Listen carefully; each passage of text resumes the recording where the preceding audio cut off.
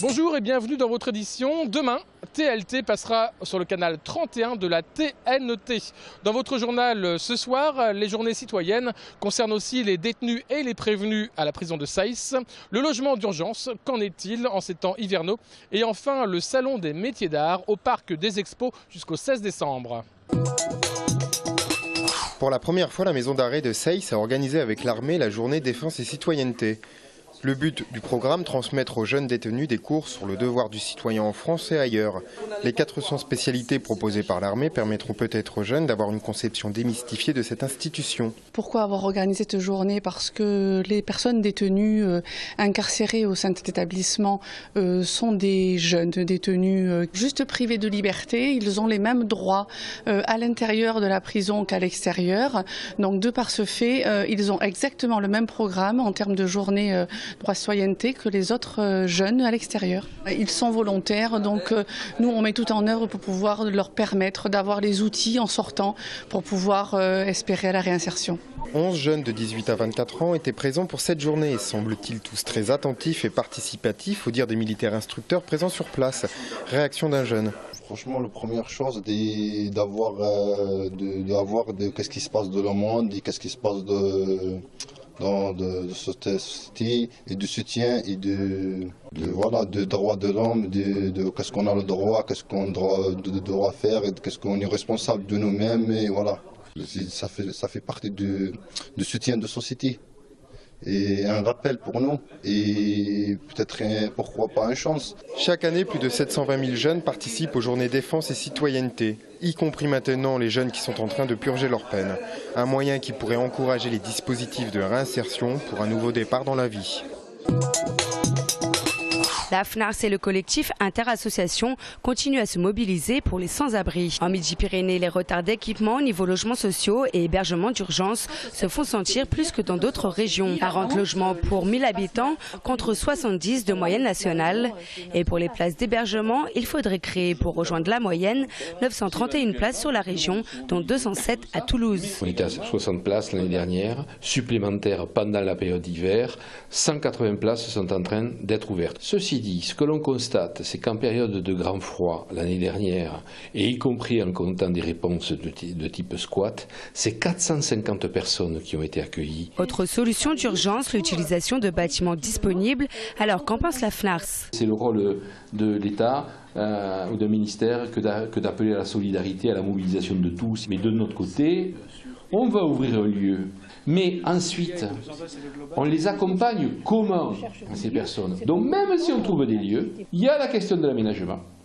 Et il y a la question du financement de l'accompagnement, qui est une responsabilité de l'État. Malgré un renforcement budgétaire de 50 millions d'euros, seulement 665 000 euros ont été attribués à Midi-Pyrénées et sa 4e ville de France, tandis que le Nord-Pas-de-Calais, par exemple, a eu droit à 3 millions. Une proportion constatée par les bénévoles qui ont profité donc de la conférence pour la lutte contre la pauvreté à Paris pour tirer la sonnette d'alarme. Inquiétude, agacement, les raisons ne manquaient pas ce matin pour fustiger l'action de la majorité municipale.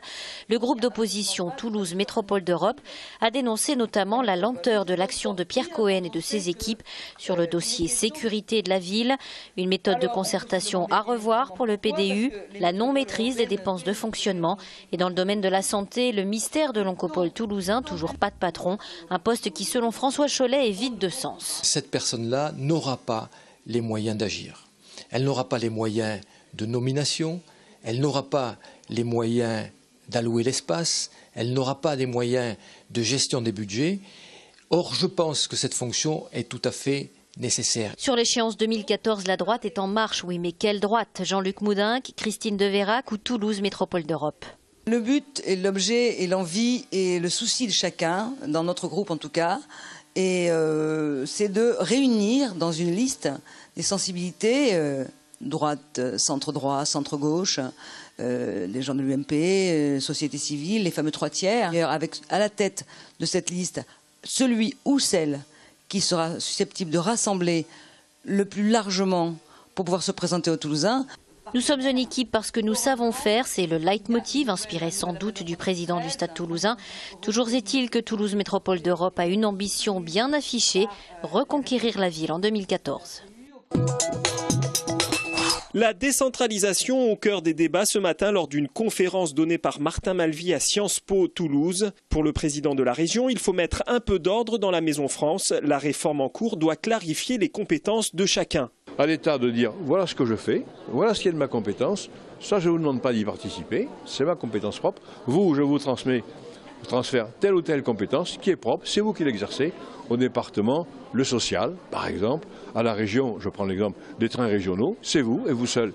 Et puis il y a des compétences que vous partagez dans le développement économique, dans l'enseignement supérieur, la recherche, l'environnement. Et à ce moment-là, qui est le pilote et comment on organise la coopération pour éviter les doublons, pour éviter des dépenses qui sont inutiles et pour avoir plus d'efficacité. L'acte 3 de la décentralisation sera examiné par le Conseil des ministres en février. Martin Malvy a rappelé qu'avec la nouvelle réforme, la région pourrait notamment avoir la gestion de fonds européens, 1,5 milliard d'euros en Midi-Pyrénées. Grosse pagaille ce soir, gare Martavio, suite à un droit de retrait exercé par les contrôleurs de Midi-Pyrénées. Plus tôt dans la journée, un de leurs collègues a été agressé verbalement et a dû même essuyer des crachats à Sainte-Agne. Des retards de 30 à 40 minutes étaient déjà perceptibles dès 17 h. La SNCF mobilise en ce moment même tous ses cadres habilités à gérer le trafic. Le taux moyen d'emploi des personnes handicapées au niveau national dans la fonction publique est de 4,2%. Un chiffre que l'on retrouve à l'identique au niveau local. Aujourd'hui, un forum était organisé Arche-Maringo à Toulouse pour faire se rencontrer les collectivités territoriales, les handicapés eux-mêmes et les professionnels de l'accompagnement. Le train des secrets du chocolat en gare Martavio aujourd'hui. Une exposition avec des animations gourmandes ont été proposées aux visiteurs toute la journée. Depuis quelques jours, l'état de la pelouse du stadium fait débat. L'entraîneur du TFC, Alain Casanova, a déploré des conditions de jeu indignes, insupportables pour les joueurs, le staff technique et le club. L'adjoint au maire de Toulouse, chargé des sports, François Briançon, lui a renvoyé la balle par voie de presse en lui demandant de respecter et de ne pas juger le travail des employés municipaux.